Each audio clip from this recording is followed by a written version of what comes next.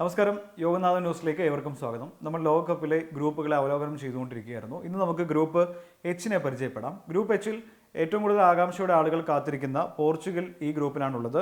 യുറോഗോ, Ghana, south Korea എന്നീ 3 രാജ്യങ്ങൾ കൂടിയാണ് ഈ ഗ്രൂപ്പിലുള്ളത്.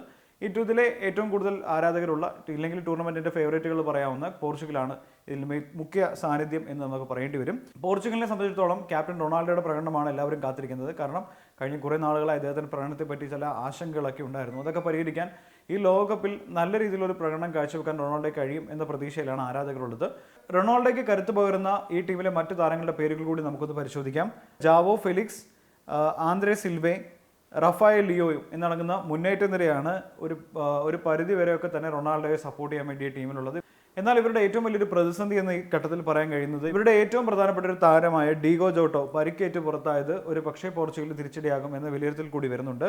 മാത്രമല്ല ഒരു വമ്പൻ താരനിരയുമായിട്ടാണ് പോർച്ചുഗൽ ഇത്തവണ എത്തിയിരിക്കുന്നത്. പ്രത്യേകിച്ച് മാഞ്ചസ്റ്റർ യുണൈറ്റഡിന് വേണ്ടി കളിക്കുന്ന ബ്രൂണോ ഫെർണാണ്ടസും മാഞ്ചസ്റ്റർ സിറ്റിയുടെ ബെർണാഡോ സിൽവയും ബെറ്റീസിന്റെ വില്യമും അടങ്ങുന്ന ഒരു മധ്യനിരയിലെ ഒരു പരിചയസമ്പത്തും പോർച്ചുഗലിന് വളരെയധികം ഉപകാരപ്പെടും എന്ന രീതിയിലുള്ള വിലയിരുത്തലാണ് വരുന്നത്. പ്രതിരോധത്തിലും ശക്തമായൊരു ടീമാണ് പോർച്ചുഗൽ. മാഞ്ചസ്റ്റർ സിറ്റിയോട് തന്നെ ജോവ കാൻസലെയും റൂബൻ ഡയസും ഒക്കെ തന്നെ മികച്ച പ്രകടനം കാഴ്ചവെക്കുകയാണെങ്കിൽ ഇത്തവണ കപ്പ് നേടാൻ സാധ്യത കൽപ്പിക്കുന്ന ഒരു ടീം കൂടിയാണ് പോർച്ചുഗൽ എന്നാണ് നമുക്ക് പറയേണ്ടി വരിക. ഈ ഗ്രൂപ്പിലെ മറ്റൊരു ടീം എന്ന് പറയുന്നത് യുറോഗയാണ്. ആദ്യമായി ലോകകപ്പിൽ ചാമ്പ്യന്മാരായ സംഘമാണ്. 1950 വേൾഡ് കപ്പിൽ ബ്രസീലിനെ അട്ടിമറിച്ച് കപ്പ് നേടിയ ആളുകളാണ്. പക്ഷേ നിലവിൽ യുറോഗയുടെ ഒരു രീതി എന്ന് പറയുന്നത് വലിയ രീതിയിൽ അവർക്കൊരു പ്രകടനം കാഴ്ചവെക്കാനോ ഇല്ലെങ്കിൽ മുന്നോട്ട് വരാനോ സാധിക്കാത്തൊരവസ്ഥയിലാണ് യുറോഗ ഇപ്പോൾ ഉള്ളത്.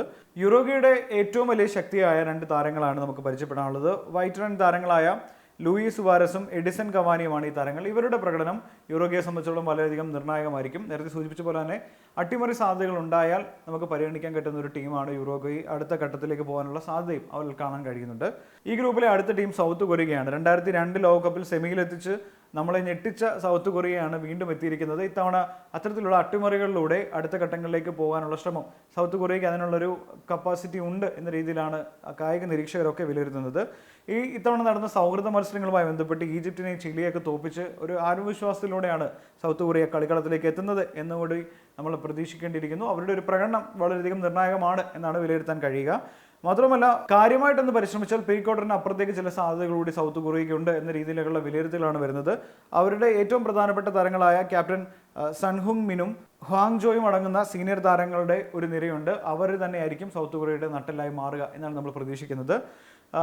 ഈ ഗ്രൂപ്പിലെ അടുത്ത ടീം എന്ന് പറയുന്നത് ഘാനയാണ്. 2010 ലോകകപ്പിൽ ക്വാർട്ടറിലെത്തിയ ഘാനയ്ക്ക് സമാനമായ പ്രകടനത്തിന് ഖത്തറിൽ നല്ലൊരു വേദി ലഭിക്കും എന്നാണ് പ്രതീക്ഷിക്കുന്നത്. അത്രയ്ക്കും ഒരു സെറ്റ് ടീമായി ഘാന മാറിയിട്ടുണ്ട് എന്നൊരു റിപ്പോർട്ടുകളാണ് ഇപ്പോൾ പുറത്തു വരുന്നത്. അന്ന് ക്വാർട്ടറിൽ യുറോഗയുമായി തോക്കുന്ന ഒരു അവസ്ഥ ഉണ്ടായിരുന്നു. ഇപ്പോൾ അതിന് കണക്ക് പറയാൻ വേണ്ടിയിട്ടുള്ളൊരു അവസരം കൂടിയാണ് ഘാനയ്ക്ക് ലഭിച്ചിരിക്കുന്നത്. വിദേശ ലീഗുകളിൽ കളിക്കുന്ന കുറച്ച് താരങ്ങൾ, ആഫ്രിക്കൻ താരങ്ങൾ ഉൾപ്പെടെയുള്ളവരാണ് ഇവരുടെ ഒരു ശക്തിയായിട്ട്, ഘാനയുടെ ശക്തിയായിട്ട് നമുക്ക് വിലയിരുത്താൻ കഴിയുന്നത്. എന്നാൽ പോലും വലിയ സാധ്യതകൾ ഘാനയ്ക്ക് കൽപ്പിക്കാൻ കഴിയില്ല. ഈ ഗ്രൂപ്പിൽ മിക്കവാറും എല്ലാവരും വിലയിരുത്തുന്നത് പോർച്ചുഗലും സൗത്ത് കൊറിയയുമായിരിക്കും അടുത്ത ഘട്ടത്തിലേക്ക് പോവുക എന്നാണ് വിലയിരുത്തുന്നത്. റൊണാൾഡോയുടെ പ്രകടനം തന്നെയാണ് എല്ലാ ആരാധകരും കാത്തിരിക്കുന്നത്.